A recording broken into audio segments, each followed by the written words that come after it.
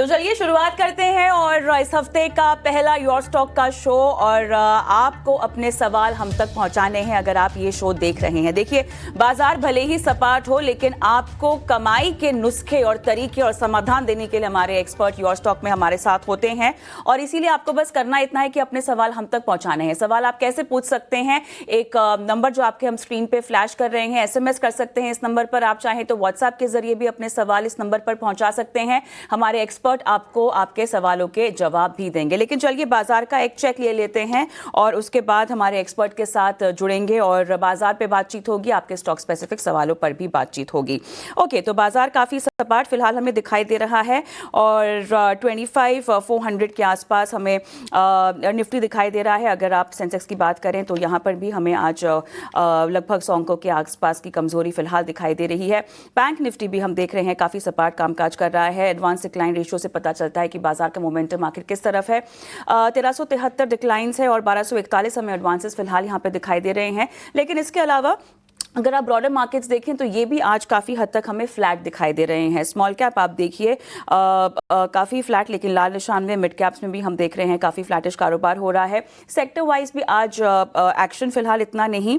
Auto और IT index अगर आप देखें 1/4% यहाँ पर नर्म है। PSU बैंकों का जो खेमा है हम देख रहे हैं यहाँ पर एक्शन है और लगभग आधे % की मजबूती इंडेक्स वाइज हमें देखने को मिल रही है।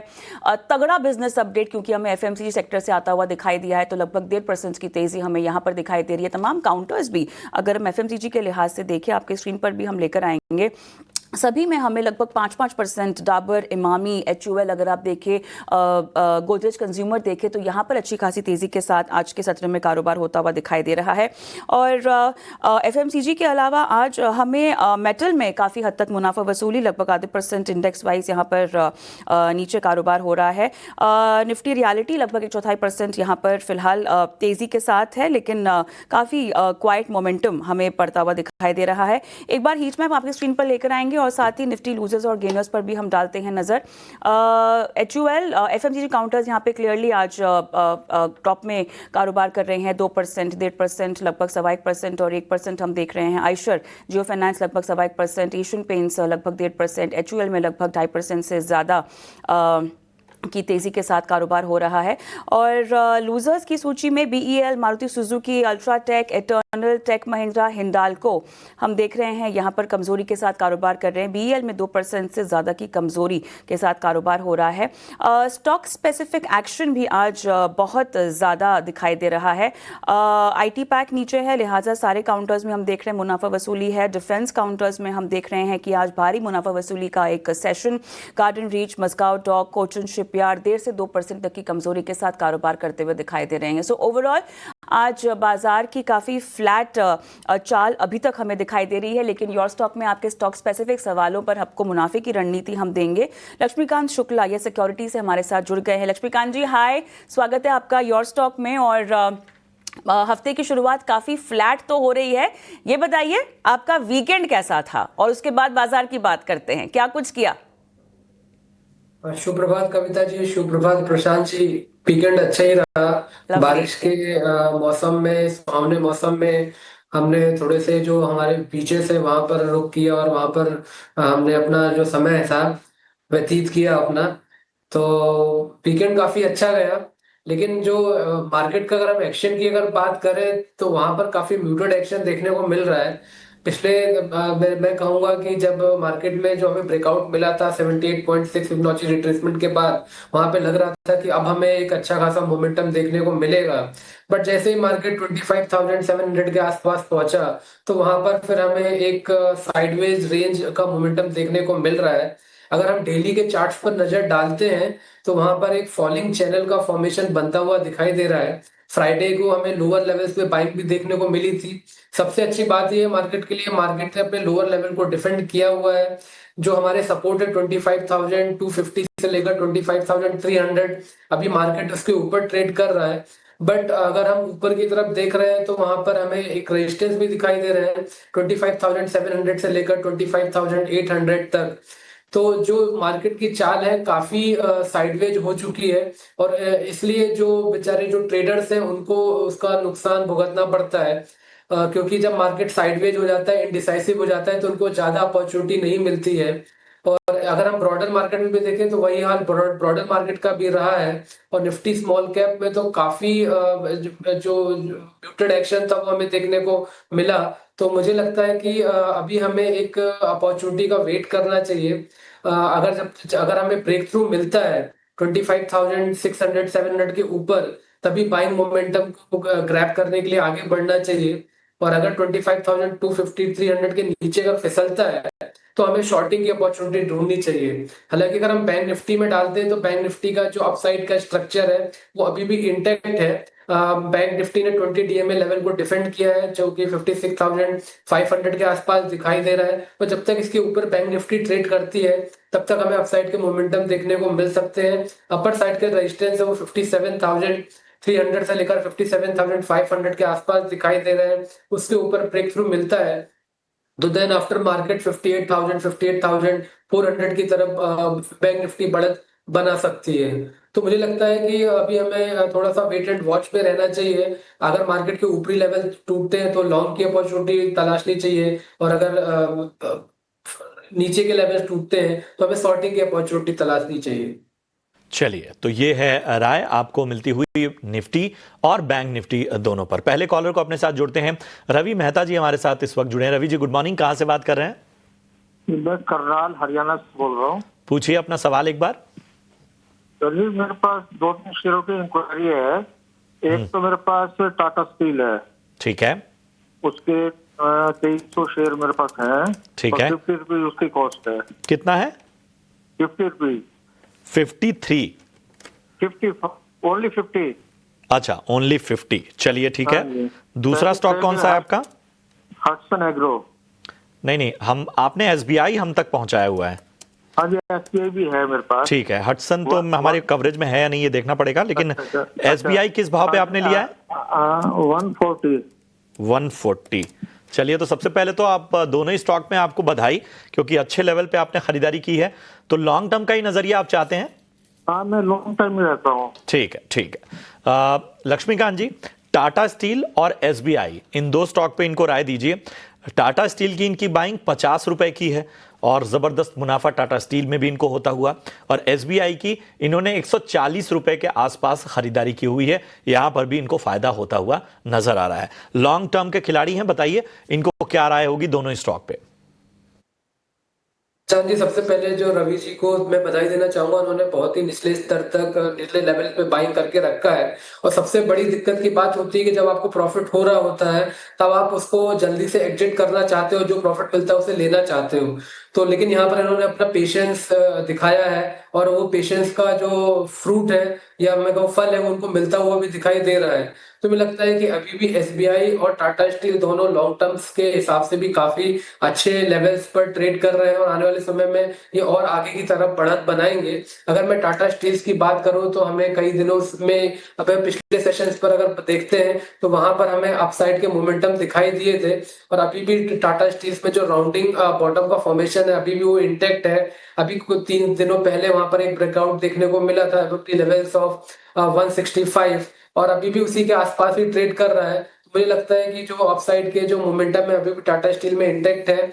इनको जिस तरीके से ये लॉन्ग टर्म का एक्सपेक्टेशन रख रहे हैं, तो मुझे लगता है कि हमें स्टॉप लॉस ट्रेल करने की सलाह देनी चाहिए इनको। तो मुझे लगता है कि 145 लॉन्ग टर्म निवेशकों के हिसाब से एक अच्छा स्टॉप लॉस है, जहां पर बुलिश क्रॉस ओवर 200 डीएमए का दिख रहा है। मुझे लगता है जब तक इसके ऊपर होल्ड करता है तब तक इसमें मोमेंटम बना रह सकता है।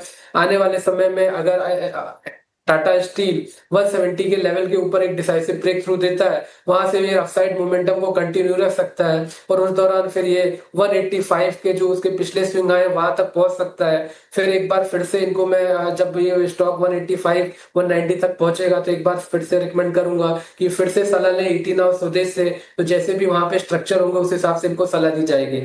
वहीं पर अगर एसबीआई की बात करें तो एसबीआई में भी अपसाइड के मोमेंटम दिखाई दे रहे हैं। हालांकि जो एक ब्रेकआउट है वो 835 835 845 के ऊपर ही आएगा। वहां पे एक फॉलिंग ट्रेंड लाइन का स्ट्रक्चर बनता हुआ दिख रहा है। अगर 835 845 के लेवल्स टूटते हैं देन आफ्टर हमें 900 से लेकर 920 के लेवल एसबीआई में आने वाले समय में देखने को मिल सकते हैं। Okay. और ये पॉजिटिव व्यू जब तक इंटेक्ट रहेगा जब तक 775 के ऊपर एसबीआई ट्रेड करेगा। 775 के ऊपर जब तक है तब तक पॉजिटिव टेरिटरी में है। 910 920 तक के लेवल्स यहाँ पर देखने को मिल सकते हैं जहाँ तक एसबीआई की बात है। लेकिन ऋषिकेश हमारे साथ फोन लाइन पर है, Rishikesh Patil. Hi, good morning. Good morning madam. Hi, कहाँ से बोल रहे हैं आप? मैं मुंबई से बोल रहा हूँ मैडम। ओके, ऑफिस पहुँच गए? हाँ, पहुँच गया मैडम। चलिए बताइए, टाटा मोटर्स में खरीदारी कर रखी है? बहुत ऊंचा भाव है। 930 पे लिए हुए 100 शेयर लिए हुए और मेरा लॉन्ग टर्म व्यू है 3 साल का। चलिए, लॉन्ग टर्म है तो कोई प्रॉब्लम नहीं है, है ना? तो निवेश के लिए खरीदा है ना? हाँ, और मैडम और एक शेयर है, आईओसी लिया हुआ है मैंने। आईओसी? तो 4 शेयर है मेरे पास 150 के इस पे प्राइस पे। आईओसी बोला आपने ना? हाँ, आईओसी, इंडियन ऑयल कॉर्पोरेशन। हाँ हाँ, तो अब मुझे बताइए, अब टाटा मोटर्स में तो आपने बोला कि 3 साल का नजरिया, आईओसी में कितना है टाइम? आईओसी भी 3 साल का ही है। 3 साल? इसी नाउ के रिकमेंडेशन से मैंने आईओसी खरीदा हुआ है। अच्छा, थैंक्स फॉर यू। हाँ हाँ, थैंक्स टू यू ऑल्सो। आप देख रहे हैं, इनफैक्ट अभी ऑफिस में है लेकिन आप हमसे बात भी कर रहे हैं, तो उसके लिए भी धन्यवाद, आपने समय दिया। झटपट बताते हैं क्या करना चाहिए। दोनों ही काउंटर्स में इन्वेस्टमेंट का नजरिया है आपका। और लक्ष्मीकांत जी, इन्वेस्टमेंट के लिहाज से पिक्स बढ़िया है। अब जिस भाव पे खरीदा है टाटा मोटर्स, थोड़ा सा तो ऊंचा है ही, 930 काफी है, लेकिन आईओसी इनका ठीक ठाक लेवल पर खरीदारी कर रखी है। 3 साल का नजरिया, उम्दा पिक्स और बाइंग प्राइस के लिहाज से खासतौर से टाटा मोटर्स कैसा लग रहा है? देखिए, सबसे पहले अगर टाटा मोटर्स की बात करें तो अभी भी जो अपसाइड के हर्डल्स है वो इंटेक्ट हैं। यहाँ पे एक बेरिश क्रॉस ओवर नजर आ रहा है डेली के चार्ट्स पर। तो मुझे लगता है कि जब तक 715 के नीचे ही ट्रेड रहता है तब तक इसमें जो नेगेटिव मोमेंटम है वो बना रहेगा। हालांकि निचले स्तर पर 665 का एक सपोर्ट भी नजर आ रहा है। मुझे लगता है कि जब तक उसके ऊपर रहता है तब तक इस साइडवेज मूव के हिसाब से टाटा मोटर्स ट्रेड कर सकता है। बट जैसा कि इन्होंने बताया, इनका 3 इयर्स का व्यू है, तो मुझे लगता है कि उस हिसाब से टाटा मोटर्स में जो इन्होंने बाइंग करके रखी है वो काफी अच्छे भाव करके रखी है। तो मुझे लगता है कि आने वाले समय में इनके भाव हमें देखने को मिल सकते हैं। एक पॉजिटिव ट्रिगर स्टॉक में निकल कर आ सकता है जब ये 715 के ऊपर ब्रेक थ्रू देगा। वहां से फिर हमें एक अपसाइड का मोमेंटम देखने को मिल सकता है कि जो कि इस स्टॉक को पुश करेगा 750, और 750 के ऊपर अगर एक वीकली क्लोज मिलता है देन आफ्टर ये स्टॉक अपने अपसाइड मोमेंटम को रिज्यूम करेगा। तो वहां से फिर एक उम्मीद बन सकती है जहां पे इन्होंने बाइंग करके रखी है वहां तक पहुंचने की। बट मुझे लगता है कि इतने लॉन्ग टर्म नजरिए में इनका मुझे लगता है कि वो प्राइस आ जाएंगे और ये अच्छे रिटर्न में भी आने वाले समय में हमें दिखाई देगा। वहीं पर अगर इनका दूसरे स्टॉक की बात करी जाए आईओसी की, तो आईओसी में हमें अच्छे खासे ब्रेक थ्रू के मोमेंटम देखने को मिल रहे हैं। फ्राइडे के सेशंस में निफ्टी ऑयल एंड गैस ने आउट परफॉर्मेंस दिया था और इस स्टॉक ने भी एक ब्रेक थ्रू दिया था अपने पिछले स्विंग हाई के ऊपर जो कि 150 है। तो मुझे लगता है कि इसमें अपसाइड मोमेंटम बना रहेगा। आने वाले समय में ये स्टॉक 175 180 के लेवल्स को टच कर सकता है। जो सपोर्ट नजर आ रहा है वो सब नजर आ रहा है 139 के आसपास। वहीं पर इसके 200 डीएमए लेवल्स भी है। मुझे लगता है कि जब तक इसके ऊपर ट्रेड करेगा तब तक अपसाइड के मोमेंटम का हम एक्सपेक्टेशन कर सकते हैं और ये स्टॉक 175 180 के लेवल्स को टच कर सकता है। चलिए, तो आपके दोनों स्टॉक पर एक विस्तृत नजरिया लक्ष्मीकांत जी की तरफ से मिलता हुआ बढ़ेंगे आगे। और अब बारी हमारे खास सेगमेंट ऑप्शंस के चैंपियन की।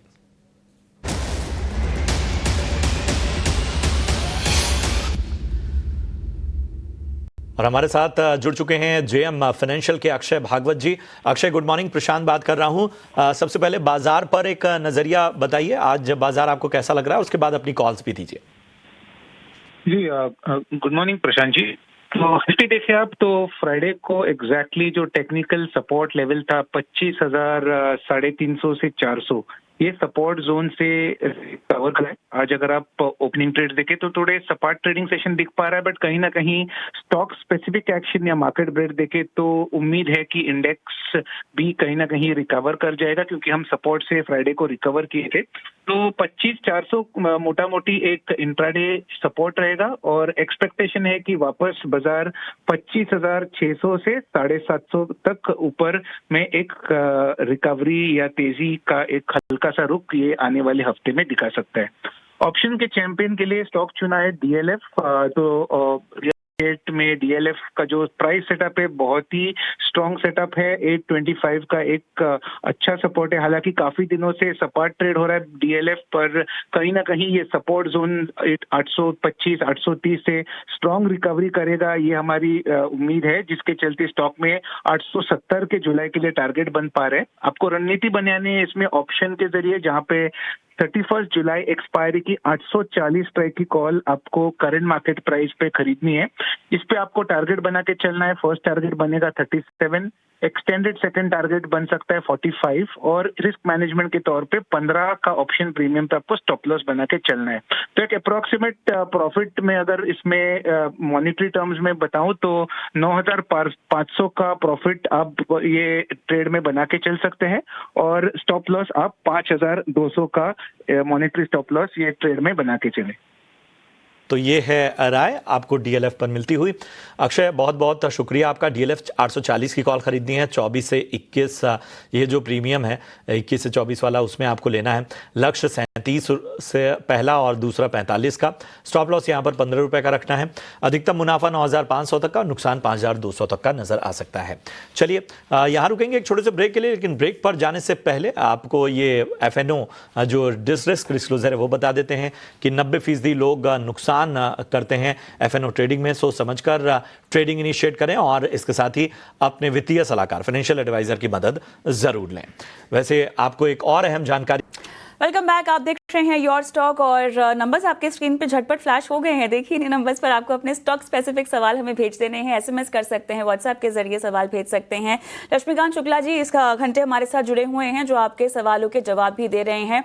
और लक्ष्मीकांत जी, मन्नू हमारे दर्शक हैं, इन्होंने यूट्यूब के जरिए सवाल भेजा है और रिलायंस इंडस्ट्रीज में इनकी खरीदारी है। कह रहे हैं कि इनकी खरीदारी 1260 की है। मेरे साथ फोन लाइन पर नहीं है तो बहुत ज़्यादा बातचीत तो इनसे नहीं हो सकती।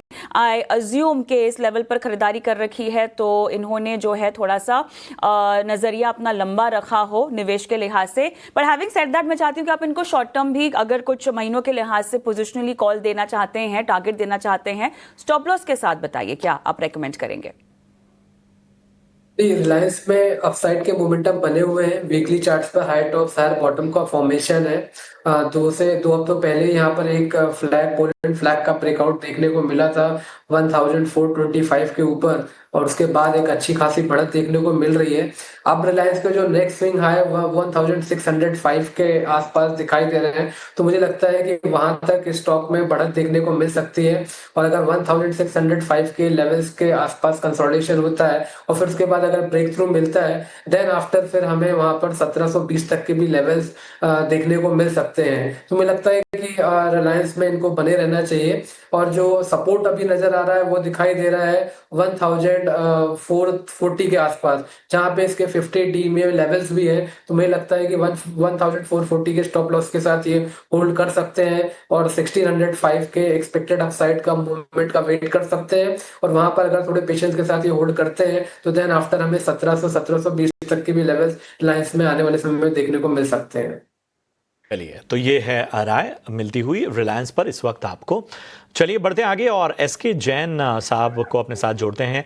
जैन साहब गुड मॉर्निंग, पूछिए अपना सवाल।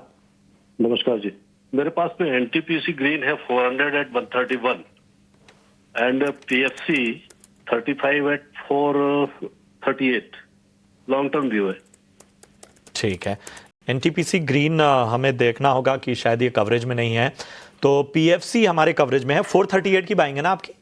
जी ठीक है, पीएफसी पे नजरिया बता पाएंगे कि कितना समय देना चाहते हैं आप? More than 1 year. ठीक है, 1 साल से ज्यादा का नजरिया और पीएफसी पे खरीदारी 438 रुपए की। लक्ष्मीकांत जी बताइए क्या करना चाहिए लॉन्ग टर्म के नजरिए से? क्या यहाँ पर लगता है कि जो इनका भाव है उससे थोड़ा ही नीचे है स्टॉक का, इस भाव के ऊपर जो है वो आने वाले वक्त में टारगेट हिट हो सकते हैं? तो जैसा कि इन्होंने बताया कि इनका 1 ईयर का पर्सपेक्टिव है स्टॉक को लेकर, तो मुझे लगता है कि ये स्टॉक्स में बने रह सकते हैं। हालांकि अगर हम पिछले कुछ दिनों के सेशंस देख पा रहे हैं तो वहां पर एक 200 डीएमए का रेजिस्टेंस नजर आ रहा है अराउंड दी लेवल्स ऑफ 436 440 के आसपास, और उसके बाद ही यहाँ पर एक सेलिंग प्रेशर भी बनता हुआ दिखाई दे रहा है। बट अभी भी मैं कहूंगा कि यहाँ पर जो इसके स्ट्रॉन्ग सपोर्ट है उसके नीचे अभी तक कोई ब्रेक थ्रू नहीं आया है। तो मुझे लगता है कि जब तक ये स्टॉक 380 के ऊपर ट्रेड करता है तब तक इसमें घबराने की बात नहीं है। बट जो फ्रेश बाइंग मोमेंटम है वो 435 440 के ऊपर ही आएगा। जैसे ही 435 440 के लेवल्स के ऊपर एक ब्रेकआउट आता है देन आफ्टर पीएफसी अपने अपसाइड मोमेंटम को रिज्यूम कर सकता है, और देन आफ्टर फिर हमें 480 490 तक के लेवल्स देखने को मिलेंगे। तो अभी फिलहाल मैं इनको 380 के स्टॉप लॉस के साथ पीएफसी को होल्ड करने की सलाह दे रहा हूँ। ठीक है, तो यहां पर स्टॉप लॉस के साथ होल्ड करने की सलाह आपको मिलती हुई। चलिए, यहां वक्त है एक छोटे से ब्रेक का, और ब्रेक के उस पार भी आपके हम सवालों को शामिल करेंगे। बहुत सारे स्टॉक्स पर सवाल आ चुके हैं जिन पर आपको समाधान मिलेगा। आप देखिए, इंडसइंड बैंक, आईओसी, इस तरह के तमाम स्टॉक और केमिकल सेक्टर से जुड़ी एक अहम खबर भी हम आपको बताएंगे। उस खबर को सबसे पहले हमने ही टच किया था और सबसे पहले आपको दिखाया था, तो वो खबर भी बस इस छोटे से ब्रेक के बाद। और लगातार आपके सवालों को हम शामिल कर रहे हैं। बहुत सारी अहम खबरों पर भी हमारी नज़र बनी हुई है। इन सब के बीच में ज़रा हम बाजार पर नज़रिया बताएं, उससे पहले एक बार फिर से बता देते हैं कि आपको अपने सवाल हम तक पहुंचाने कैसे हैं। तो ये नंबर जो फ्लैश हो रहा है आपकी स्क्रीन पर, इस नंबर पर कॉल करके, व्हाट्सएप करके या फिर मैसेज के ज़रिए आप अपने सवाल हम तक पहुंचा सकते हैं। यही नहीं, आप यूट्यूब पर कॉमेंट करके भी अपने सवालों को हम तक पहुंचा सकते हैं। हम यूट्यूब के भी सवालों को बीच बीच में अपनी चर्चा में शामिल करते हैं। चलिए, अब ज़रा बाजार पर एक निगाह डाल लेते हैं। तो 25,450 के ऊपर इस वक्त आपको निफ्टी नजर आता हुआ आप देख सकते हैं कि एक फ्लैट कारोबार ही निफ्टी में नजर आता हुआ। हालांकि हरे निशान में इस वक्त निफ्टी दिख रहा है। बैंक निफ्टी की बात करें तो लगभग 100 अंकों की तेजी हमें यहां पर देखने को मिल रही है। 57,100 के ऊपर कारोबार करता हुआ बैंक निफ्टी इस वक्त। अगर हम ब्रॉडर मार्केट की बात करें, स्मॉल कैप और मिड कैप की बात करें, तो आप देखिए वहां पर आपको प्रेशर नजर आएगा। एक बहुत ही दायरे में ही दोनों ही जो हैं ब्रॉडर मार्केट इंडाइसेस नज़र आ रहे हैं, निफ्टी स्मॉल कैप और मिड कैप दोनों ही। अगर हम बाकी अगर निफ्टी 50 गेनर्स की लिस्ट आपके सामने लेकर आ पाएँ तो आप देखेंगे HUL इस वक्त लगभग 2% से ज़्यादा की तेज़ी यहाँ पर HUL में नज़र आ रही है। जियो फिनांस लगभग 1.5% मजबूत। एशियन पेंट्स में 1.25% से ज़्यादा की मजबूती देखने को मिल रही है। ट्रेंड जो है वो 1% मजबूत इस वक्त दिख रहा है। वहीं आयशर मोटर्स, इंडसइंड बैंक और ITC जैसे स्टॉक्स भी आज हरे निशान में कारोबार करते हुए निफ्टी के गेनर्स की लिस्ट में ये शामिल हैं। लूजर्स में BEL देखिए, डिफेंस का अग्रणी प्लेयर, और यहाँ पर मुनाफा वसूली नजर आ रही है। टॉप लूजर है, 2% से ज़्यादा की गिरावट हमें देखने को मिल रही है भारत इलेक्ट्रॉनिक्स लिमिटेड में। इसके अलावा टेक महिंद्रा देखिए लगभग 1.25% टूटा हुआ है। अल्ट्राटेक सीमेंट की बात करें तो यहाँ पर 1% से ज़्यादा की गिरावट है। वहीं मारुति सुजुकी में 1% से ज़्यादा की गिरावट। HCL टेक, इटर्नल और हिंडाल्को यहाँ पर भी दबाव देखने को मिल रहा है। मार्केट ब्रेथ भी आपके सामने लेकर आते हैं और आप मार्केट ब्रेथ में देखेंगे 1243 शेयर इस वक्त ऐसे हैं जो कि हरे निशान में कारोबार कर रहे हैं, और 1388 शेयर इस वक्त ऐसे हैं जो कि लाल निशान में कारोबार करते हुए नजर आ रहे हैं। तो ये बाजार का पूरा ब्यौरा, और इन सब के बीच में कोई एक्शन जाहिर सी बात है थोड़ा सा मिसिंग ज़रूर है बाजार में, लेकिन यही मौका होता है। जिस तरह से पिछले दिनों भी लगातार हमारे एक्सपर्ट बोल रहे थे, बाय ऑन डिप्स की सलाह दे रहे थे कि शायद आने वाले वक्त में बड़ी रैली नजर आ सकती है। राजेश भोसले साहब हमारे साथ इस वक्त जुड़ चुके हैं। Rajesh ji, good morning. प्रशांत बात कर रहा हूँ। ज़रा मार्केट पर अपना ताज़ा व्यू दीजिए, यहाँ से बाजार कैसा लग रहा है आपको? निफ्टी और बैंक निफ्टी दोनों पर राय दीजिए। जी नमस्कार प्रशांत जी। देखिए, लास्ट वीक से डेफिनेटली कंसोलिडेशन कर रहा है, बट कहीं ना कहीं एक्सपेक्टेशन है कि आने वाले सेशन में एक रेंज ब्रेकआउट देखने को मिल सकता है। तो ऊपर में अगर आप देखें तो 25,500 जो लगभग वहीं पे ट्रेड कर रहा है, तो 25,500 के ऊपर सस्टेन करता है तो टेक्निकली एक फ्लैग ब्रेकआउट देखने को मिल सकता है, एंड फिर वहां से जो है मोमेंटम अपसाइड में देखने को मिल सकता है। नीचे में अगर आप देखें तो 25,300 एक काफी अच्छा सपोर्ट आ रहा है, तो बाय ऑन डिप की रणनीति रखनी चाहिए, एंड जैसे ही 25,500 के ऊपर सस्टेन करता है एक मोमेंटम मूव देखने को मिल सकता है। सिमिलरली बैंक निफ्टी के बारे में बात करें तो bank Nifty last week correct किया था, बट एग्जैक्टली 20-डे एक्सपोनेंशियल मूविंग एवरेज पे सपोर्ट लेके आज एक पॉजिटिव ट्रैक्शन देखने को मिल रहा है। तो यहाँ पे 57,300, 57,500 एक इंपॉर्टेंट रेजिस्टेंस रहेगा, उसके ऊपर सस्टेन करते ही एक पॉजिटिव ट्रैक्शन देखने को मिल सकता है। ऑन द लोअर साइड अगर आप देखिए तो 56,800 के आसपास 20-डे एक्सपोनेंशियल मूविंग एवरेज है। तो कहीं ना कहीं बायस पॉजिटिव है, ये हफ्ता काफी इंपॉर्टेंट है। कुछ की रिजल्ट्स और जो ट्रम्प के ट्रेड डील के अनाउंसमेंट है तो उसकी वजह से मार्केट कंसोलिडेट कर रहा है, बट बायस पॉजिटिव है। बहुत जल्द एक मोमेंटम मूव हम मार्केट में एक्सपेक्ट कर सकते हैं। ऑलराइट, चलिए राजेश जी शुरुआत करते हैं सवाल जवाब के साथ और दर्शकों को भी शामिल करते हैं। जितेंद्र पांडे साहब ने हमें कॉल किया है। सर नमस्कार। हाँ मैडम, मेरे पास कैनरा बैंक 15,000 शेयर है 112 का खरीद पे। एक सेकंड, मैं नोट डाउन कर रही हूँ सर। कैनरा बैंक आपने 115 पे लिया है? नहीं 112 पे लिया है 15,000 शेयर। 112 पे, ओके। दूसरा? और बजाज फाइनेंस है 945 पे 4,000 share. 945, okay. 4,000 share. Got it. और पीएनबी का अगस्त का फ्यूचर है 114 का। 114 का। सर तीनों में मुझे बताइएगा, अब आपने कितना समय देना है? कोई स्टॉप लॉस लगा रखा है? बजाज फाइनेंस और कैनरा बैंक में कोई प्रॉब्लम नहीं, लॉन्ग टर्म है। और ये तो अगस्त का फ्यूचर है पीएनबी का। Got it. चलिए ठीक है, बताते हैं। राजेश जी शुरुआत करते हैं। Bajaj finance 945, Canara bank 112। जी देखिए, बायस पॉजिटिव है। पीएसयू बैंक्स में आज वापस पॉजिटिव ट्रैक्शन देखने को मिल रहा है। लास्ट 2-3 सेशन में कहीं ना कहीं एक डिप आया था, बट डिप में आज वापस बाइंग देखने को मिल रहा है। पीएनबी पे यहाँ पे बायस पॉजिटिव है। नीचे में अगर आप देखें तो क्या स्पॉट लेवल पे 110 के आसपास सपोर्ट है। एज लॉन्ग वो होल्ड करता है, एक्सपेक्ट करे जो अगस्त सीरीज में पॉसिबली 115, 116 तक स्पॉट लेवल्स पे पीएनबी में अपसाइड एक्सपेक्ट कर सकते हैं। और दूसरा जो पीएसयू बास्केट में से इन्होंने क्या स्टॉक पूछा है वो है कैनरा बैंक। तो कैनरा बैंक में भी आज एक फ्लैग ब्रेकआउट देखने को मिल रहा है। यहाँ पे बायस पॉजिटिव है। जो रिसेंट का जो स्विंग लो है लास्ट 3-4 सेशन का वो है 113 का, तो वो एक स्टॉप लॉस के जैसा रख सकते हैं। And on the high side अगर आप देखें तो जो जून सीरीज का जो हाई था वो था अराउंड 119 का, तो 119 का पहला टारगेट होगा। और नीचे में अगर आप देखें तो 113 का जो है एक फर्स्ट रेजिस्टेंस के जैसा एक्ट करेगा। थर्ड जो काउंटर है इनका बजाज ऑटो है या बजाज फाइनेंस है?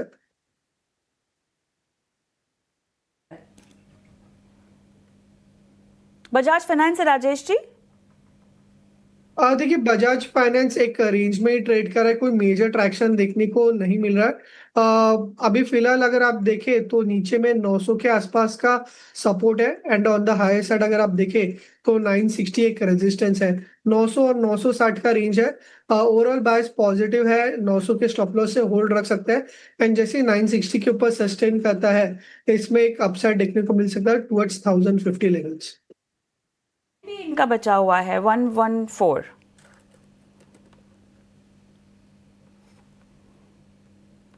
जी पीएनबी पे बायस पॉजिटिव है, ऑलरेडी डिस्कस किया है। जो इसका सपोर्ट है स्पॉट लेवल्स पे वो है अराउंड 110 के आसपास। तो एज लॉन्ग स्पॉट लेवल्स पे ये 110 होल्ड करता है, एक्सपेक्ट करें कि अगस्त सीरीज में स्पॉट लेवल जो है 116, 117 तक जा सकते हैं। ठीक है, तो आपके तमाम स्टॉक्स पर एक नज़रिया राकेश जी की तरफ से आता हुआ। और इन सबके बीच में अरुण हमारे साथ जुड़ चुके हैं कोलकाता से। अरुण गुड मॉर्निंग, पूछिए अपना सवाल। मेरे पास 500 आईओसी का शेयर है, 1 साल पहले लिया था। ठीक है। At the rate of 170। Okay, तो I can wait for another 6 month.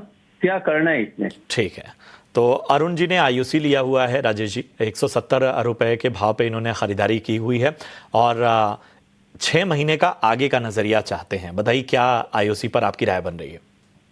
Ji Prashant ji, last week से ऑयल एंड गैस पे काफी अच्छा व्यू बन के आ रहा है। और आईओसी का अगर आप चार्ट भी देखें तो daily as well as weekly तो एक structural cup and handle formation देखने को मिल रहा है। तो इसका जो ब्रेकआउट लेवल है वो अराउंड 145 के आसपास है। तो आने वाले सेशन में कोई भी डिप आता है टुवर्ड्स 145 तो वो एक स्ट्रॉन्ग सपोर्ट के जैसा एक्ट करेगा। ऑन द हाई साइड अगर आप देखें तो जो रिसेंट फॉल हुआ था 190 195 के आसपास से, तो उसका जो रिट्रेसमेंट्स लेवल्स आ रहे हैं तो वो कहीं ना कहीं 170 के आसपास ही है जो इनके बाइंग लेवल्स है।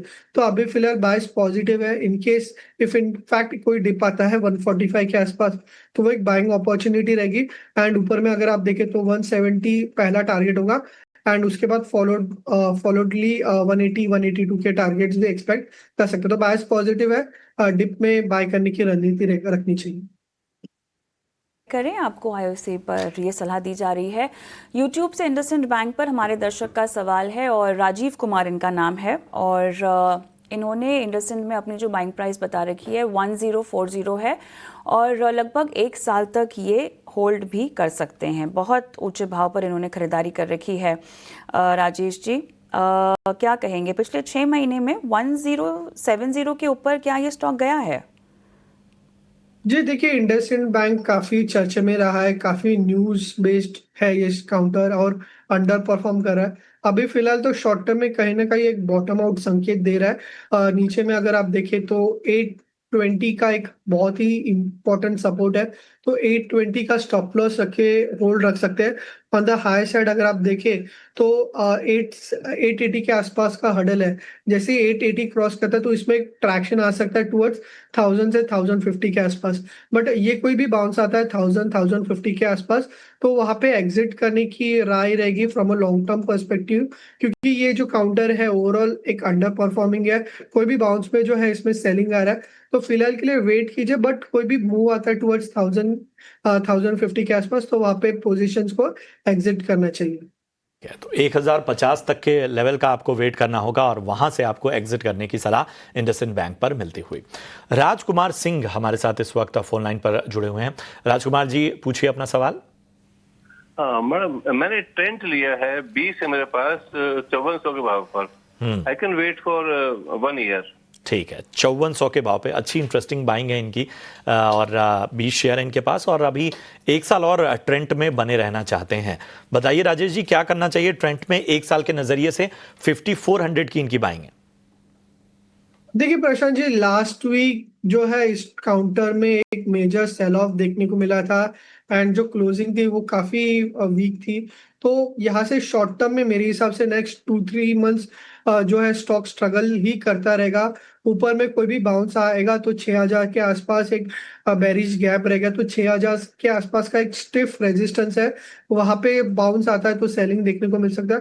ऑन द लोअर साइड अगर आप देखें तो पॉसिबली एक्सपेक्ट करें स्टॉक जो है नियर टर्म में वापस जो रिसेंट स्विंग लोस थे 4750 के आसपास के तो वो रिटेस्ट कर सकते हैं। तो नियर टर्म में 3 to 5 मंथ्स के हिसाब से व्यू नेगेटिव है।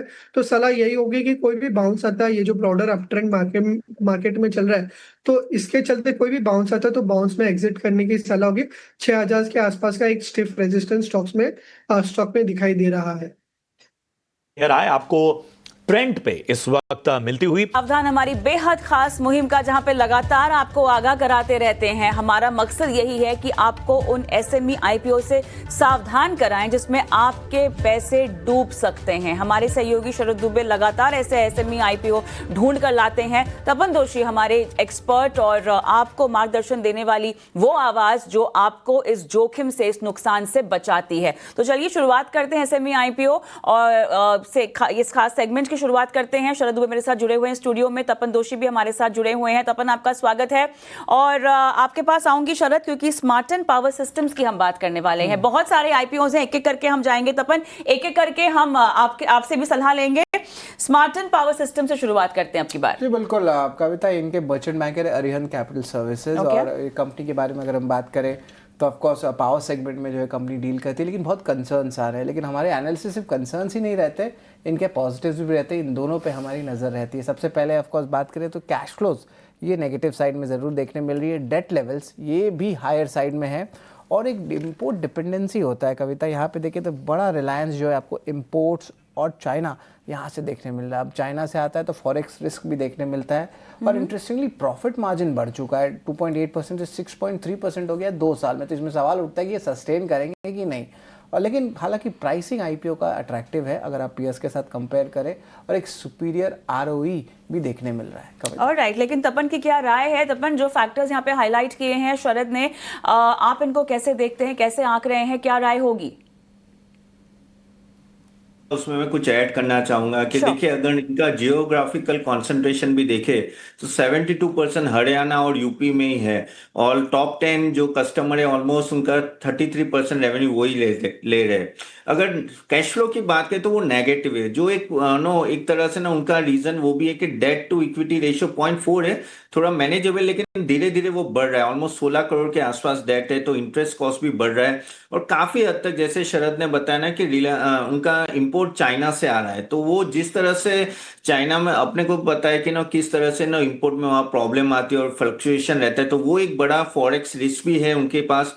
और अगर इंस्टीट्यूशन सेल्स देखे तो बड़े कॉन्ट्रैक्ट नहीं है गवर्नमेंट के या कोई इंस्टीट्यूशन के, तो वो रिटेल में ज्यादा सेल कर रहे हैं, तो वहां भी एक इशू आ जाता है। कैपेसिटी यूटिलाइजेशन जो है वो अंडर यूटिलाइज है, आगे जाके देखना पड़ेगा कि वो यूटिलाइज करेंगे, नहीं तो अगर नहीं करेंगे तो फिक्स कॉस्ट बर्डन काफी बड़ा आ जाता है। जो मार्जिन में एक तरह से ना एक सडनली जंप आया 2.8 से 6.3%, तो वो हमें देखना पड़ेगा क्यों जंप आया, क्योंकि उस तरह से फेवरेबल फैक्टर नहीं है। हाँ, कुछ आरओई और उस तरह से अगर आप देखें उनके पीयर्स के सामने अच्छे है, लेकिन जब मैं पूरा वैल्यूएशन देखता हूँ जो कंपनी की साइज और जिस सेक्टर में, मुझे लग रहा है कि फेयरली वैल्यूड हो, यहाँ कुछ खास आपको बनेगा नहीं। लिस्टिंग गेन्स मुझे खास अभी दिख नहीं रहे, तो मेरे एंड से ये सेक्टर क्योंकि छोटा है, सॉरी ये कंपनी छोटी है, तो मुझे यहाँ से अवॉइड ही लग रहा है, तो आप अवॉइड कर सकते हैं इसे।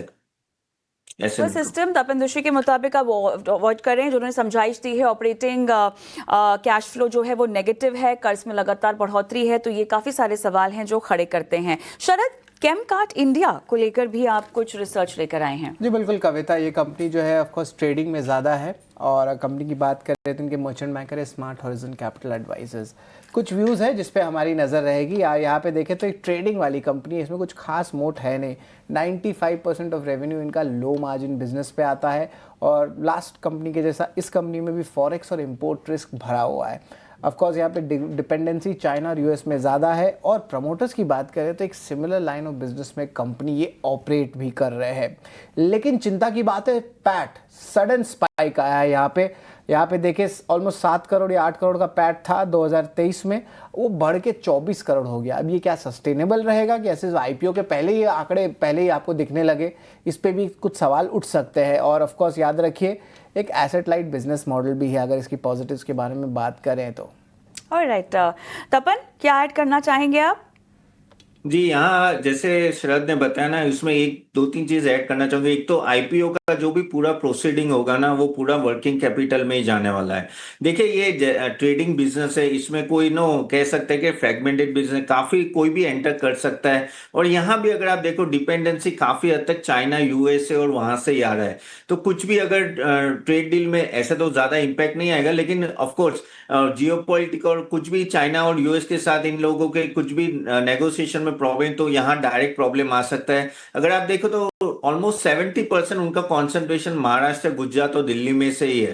टॉप 10 क्लाइंट्स ऑलमोस्ट 54% कंट्रीब्यूट करे और चर्निंग बहुत है। अगर आप देखो तो यहाँ 330 से 440 क्लाइंट के आसपास उनकी चर्निंग रहती है। स्पाइक आया है जैसे शरद ने बताया कि सडनली स्पाइक बड़ा आया है, तो वो देखना पड़ेगा कि वो क्यों आ रहा है। अगर रेशियोज देखो तो ठीक ठाक है, इतने कुछ खास नहीं है। फाइनेंशियल स्टेबिलिटी में मुझे यहाँ थोड़ा डाउट लग रहा है, तो मेरे हिसाब से ये स्टॉक भी ना मेरे एंड से अवॉइड होगा, ये आईपीओ भी अवॉइड होगा मेरे एंड से। चलिए, दोनों ही आईपीओज जो है अवॉइड करने की सलाह तपन की तरफ से आ रही है। केमकार्ट इंडिया की जो चिंताएं हैं वो काफी हद तक जो है आपको नुकसान पहुंचा सकती हैं। तपन, क्लियरली लिस्टिंग गेन्स के लिहाज से भी कंसिडर नहीं करना चाहिए दोनों ही पर? नहीं, लिस्टिंग गेन्स में अगर आप दोनों आईपीओ में बात करो तो मुझे तो भी स्मार्ट एंड पावर ठीक लग रहा है, लेकिन मिनिमम होगा, ज्यादा नहीं होगा, इसलिए मैं अभी राइट अवॉइड की दे रहा हूं अभी। ज़्यादा है कि आप अपने हाथ जला बैठे हैं, इसीलिए आपको अवॉइड की ही सलाह दोनों ही आईपीओस में दी जा रही है।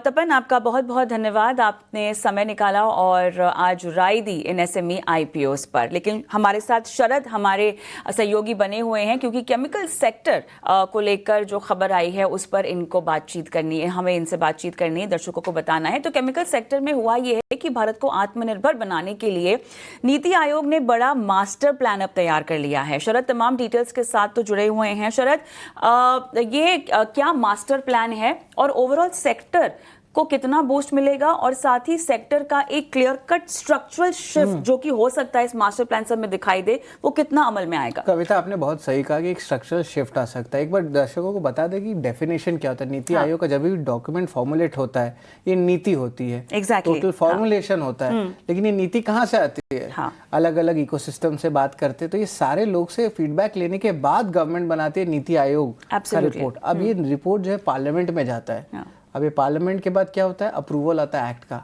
अब ये कविता इंपॉर्टेंट क्यों है? क्योंकि देश का ये सबसे पहला पीएलआई स्कीम केमिकल्स का हो सकता है। अब सोचिए, ऑटो में, इलेक्ट्रॉनिक्स में हमने ऑलरेडी बड़ी तेजी देखी है। इसका मतलब एक री रेटिंग आ सकता है केमिकल्स के अगेंस्ट, कैपेसिटीज बढ़ सकते हैं, China plus strategy actually play out हो सकता है। तो ये बहुत इंपॉर्टेंट है। और अभी तक हमने डॉक्यूमेंट के बारे में बताया भी नहीं है, बट इसका इम्पैक्ट आपको बता दिया है। लेकिन डॉक्यूमेंट के बारे में भी अगर बात करें तो ऑफकोर्स एक वर्ल्ड क्लास केमिकल हब जो है भारत में बनाया जाएगा। इसके अलावा देखिएगा पोर्ट इंफ्रास्ट्रक्चर, कुछ केमिकल्स में पोर्ट इंफ्रास्ट्रक्चर बहुत इंपॉर्टेंट होते हैं, जिस तरह कॉस्टिंग्स बचाए जाते हैं। और ऑफ कोर्स ओपेक्स सब्सिडी, जो ऑपरेशनली काम होते हैं उसके लिए एक सब्सिडी चाहिए होता है। केमिकल इंडस्ट्री एक हाई वर्किंग कैपिटल वाला इंडस्ट्री है। इसके अलावा टेक्नोलॉजीज रहेंगी, बहुत सारे जो फास्ट ट्रैक क्लियरेंसेज होते हैं गवर्नमेंट से, वो देखने मिलेगा, और ओवरऑल टैलेंट अपग्रेडेशन भी होगा। कविता, आंकड़ों की भी बात करते हैं, net zero India trade balance हो सकता है 2030 तक। 5 to 6% प्रोडक्शन की अगर हम बात करें तो ग्लोबल वैल्यू चेन में आ सकता है भारत का। इम्पोर्टेंटली बताएं तो लगभग 700,000 नए जॉब्स आ सकते हैं। ये बहुत बड़ा बात, बहुत बड़ी बात है, राइट। और वही बात करें तो 35 से 40 बिलियन डॉलर का एडिशनल एक्सपोर्ट्स आएगा। इंडिया चाइना की अगर हम बात कर लेते तो हम छोटे हैं अभी, एक्सपोर्ट इंपोर्ट 3-5% है, वो लोग 12 से 20%, लेकिन ये गैप को हम जो है कम कर सकते हैं। पहला कदम उस दिशा में दिखाई दे रहा है। तो हम कह सकते हैं कि नियत है, नीति भी है, बन गई है, अब निर्वाह की देरी है, और उसके बदौलत जो सेक्टर को फायदा होगा वो होगा। बहुत बहुत धन्यवाद आपका शरद, आपने तमाम डिटेल्स हमको दी। और इसी के साथ वक्त हो चला है योर स्टॉक को भी समाप्त करने का। और राजेश जी हमारे साथ अगर जुड़े हुए हैं तो आपका बहुत बहुत धन्यवाद, आपने समय दिया और दर्शकों का मार्गदर्शन किया आज हमारी इस पेशकश में। हम एक छोटा सा ब्रेक लेंगे और ब्रेक के उस पार कमोडिटी बाजार का हाल जानेंगे मुनाफे की मंडी में। नमस्कार।